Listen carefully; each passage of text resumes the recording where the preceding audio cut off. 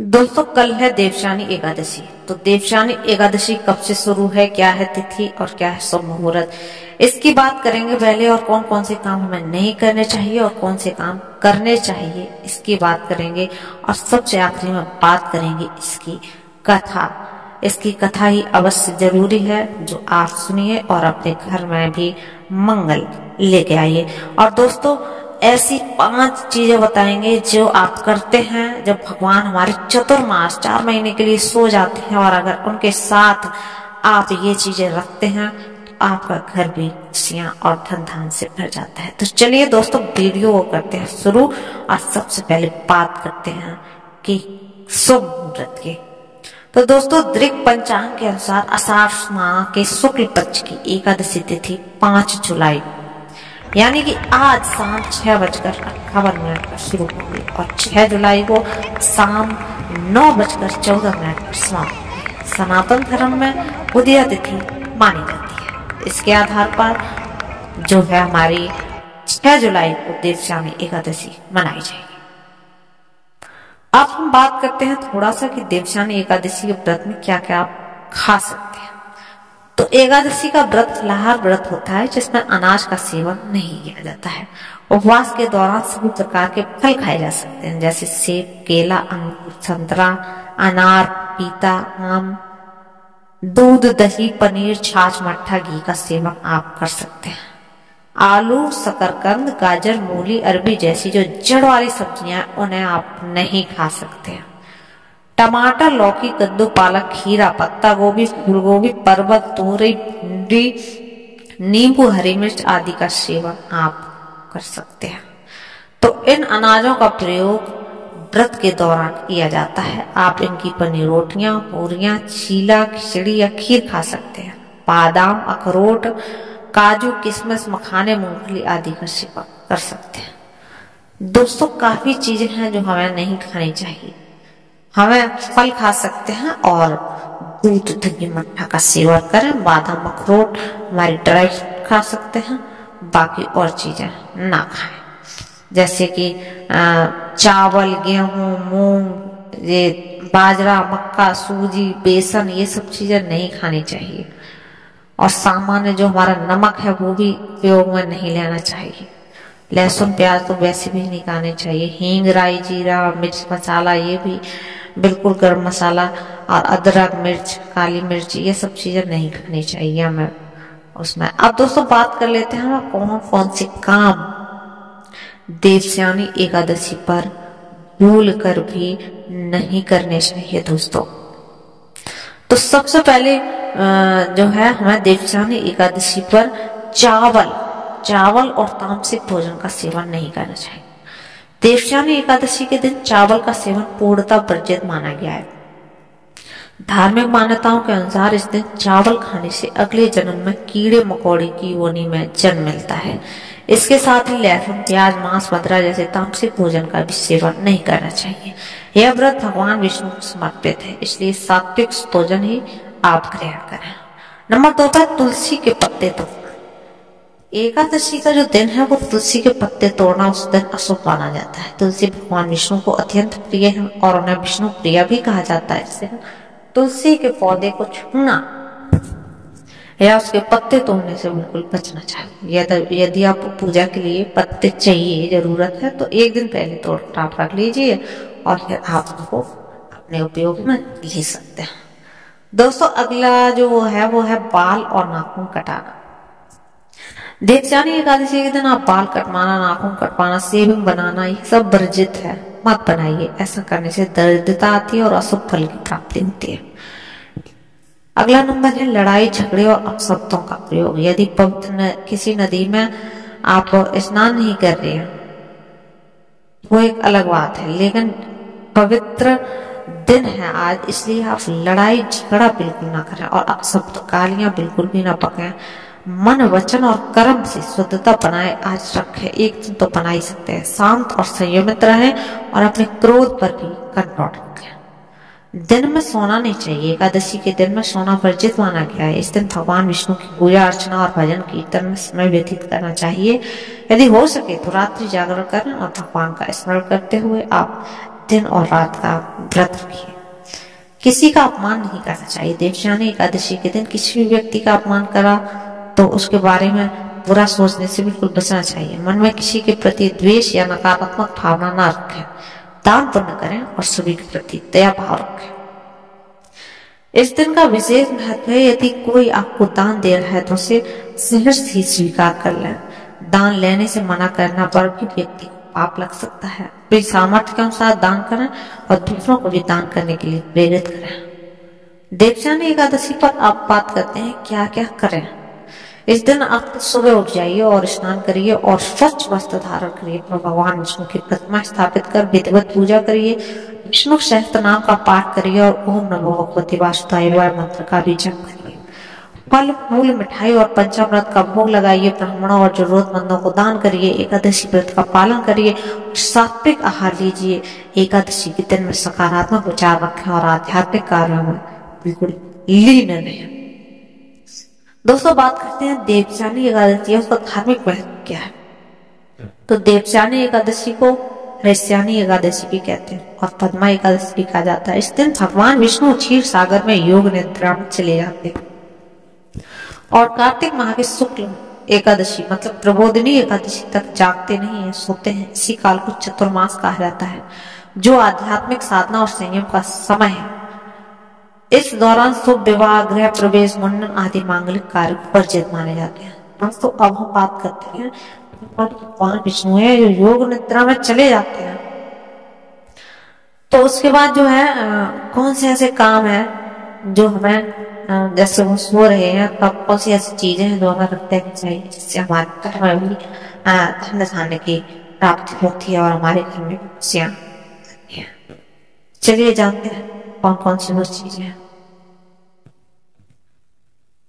तो दोस्तों धार्मिक शास्त्रों की मानता है कि 11 का अंक बहुत ही खास होता है। हिंदू धर्म में 11 नंबर माना जाता है। हिंदू धर्म के अनुयायी 11 लड्डू, 11 नारियल और 11 रुपए मंदिर में चढ़ाना बहुत ही शुभ मानते हैं। 11 रुपए मंदिर में चढ़ाना अच्छी बात है। भारत में भगवान शिव की 11 रुद्र अवतार को भी मान्यता है। 11 रुद्र हनुमान जी भी कहलाते हैं। अंक ज्योतिष के अनुसार 11 नंबर को किसी भी कार्य के लिए पवित्रता, नई उम्मीद और नई शुरुआत का प्रतीक माना जाता है। इस नंबर को शांति और ऊर्जा का द्योतक भी माना जाता है। 11 अंक धैर्य, ईमानदारी, संवेदनशीलता और 11 अंक आध्यात्मिकता समझ का प्रतीक माना गया है। तो आइए जानते हैं ऋष्यानी यानी देवशानी एकादशी में 11 शुभ काम करने चाहिए और कौन कौन से करने चाहिए। नंबर 1 है प्रातः काल स्नान के पश्चात भगवान विष्णु की सोने, चांदी या पीतल या तांबे की मूर्ति को पीताम्बर से सजाकर सफेद वस्त्र से सजे तकिए या बस्तर वाले एक छोटे से पलंग पर शयन कराना चाहिए। इसके साथ ही कुछ खास मनोकामना की पूर्ति के लिए इन महीनों में कुछ चीजों का त्याग कर देना चाहिए। नंबर 2 पर है देवशानी एकादशी पर दक्षिणावर्ती शंख में गंगा जल भरकर भगवान विष्णु का अभिषेक करना चाहिए। नंबर 3 पर है दोस्तों देवशानी एकादशी पर भगवान विष्णु को खीर और पीले फल या पीले रंग की मिठाई का भोग लगाएं। नंबर 4 पर अगर आप धन लाभ चाहते हैं तो इस दिन भगवान विष्णु के साथ माता लक्ष्मी की भी पूजा करें। नंबर 5 पे है एकादशी की शाम तुलसी के सामने गाय की शुद्ध घी का दीपक जलाइए और तुलसी के पौधे को बार बार प्रणाम कीजिए। नंबर 6 पर है देवशानी एकादशी पर गाय के कच्चे दूध में केसर मिलाकर भगवान विष्णु का अभिषेक करिए। नंबर 7 पर है पीपल में भगवान विष्णु का वास माना जाता है इसलिए एकादशी पर पीपल के पेड़ पर भी जल चढ़ाइए। नंबर 8 है विष्णु भगवान के मंदिर में जाकर अन्न, गेहूं, चावल आदि का दान करिए और गरीबों में बांटिए। नंबर 9 पर है मधुर स्वर के लिए गुड़, लंबी आयु के लिए सरसों का तेल और शत्रु बाधा से मुक्ति पाने के लिए सरसों तेल और मीठा तेल, संतान प्राप्ति के लिए दूध, पाप मुक्ति के लिए उपवास करिए। नंबर 10 पर है सुबह सुबह घर की साफ सफाई के पश्चात मुख्य द्वार जो रहेगा आपके घर का उस पर हल्दी का जल या गंगा जल का छिड़काव करिए।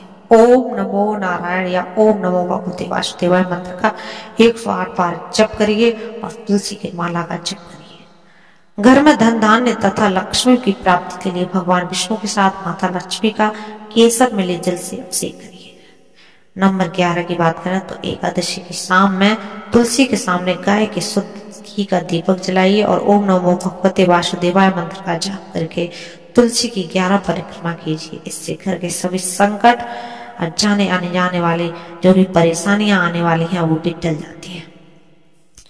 तो दोस्तों ये थे कुछ वो जो हमें काम करने चाहिए जिससे कि हमारे घर में भी सुख शांति आएगी। दोस्तों अब हम आपको सुनाते हैं एकादशी व्रत की संपूर्ण आने वाले हैं, तो आप बिल्कुल शांत होकर और ध्यान से आप अवश्य कथा सुना। तो दोस्तों धर्मराज युधिष्ठिर थे, उन्होंने कहा कि हे केशव, आषाढ़ शुक्ल एकादशी का नाम क्या है, इस व्रत के करने से क्या होता है और इसकी विधि क्या है और किस देवता की पूजा की जाती है। श्री कृष्ण कहने लगे कि हे युधिष्ठिर, जिस कथा को ब्रह्मा जी ने नारद जी से कहा वही मैं तुमसे कहता हूँ। एक बार देवऋषि नारद जी ने ब्रह्मा जी से इस एकादशी के विषय में जानने की उत्सुकता प्रकट की। तब ब्रह्मा जी ने उन्हें बताया कि सतयुग में मानधाता नामक एक चक्रवर्ती राजा सम्राट राज्य करता था। उनके राज्य में प्रजा बहुत सुखी, किंतु भविष्य में क्या होगा यह कोई नहीं जानता था। अतः वे भी इस बात से अनभिज्ञ थे कि इसके राज्य में शीघ्र ही भयंकर अकाल पड़ने। उनके राज्य में पूरे 3 वर्ष तक वर्षा नहीं होने के कारण भयंकर अकाल पड़ गया। इस अकाल से चारों ओर त्राही त्राही मच गई। धर्म पक्ष के यज्ञ, हवन, पिंडदान, कथा व्रत आदि में कमी हो गई। जब मुसीबत पड़ी तो धार्मिक कार्यों में प्राणी की रुचि कहाँ रह जाती है। प्रजा ने राजा के पास जाकर अपनी वेदना की भाई की। राजा तो इस स्थिति को लेकर पहले से ही दुखी था। वो सोचने लगे कि आखिर मैंने ऐसा कौन सा पाप कर्म किया है जिनका दंड मुझे इस रूप में मिल रहा है। फिर इस कष्ट से मुक्ति पाने का कोई साधन करने के उद्देश्य से राजा सेना को लेकर जंगल की ओर चल दिए। वहां विचरण करते करते एक दिन ब्रह्मा जी के पुत्र अंगिरा ऋषि के आश्रम में पहुंचे।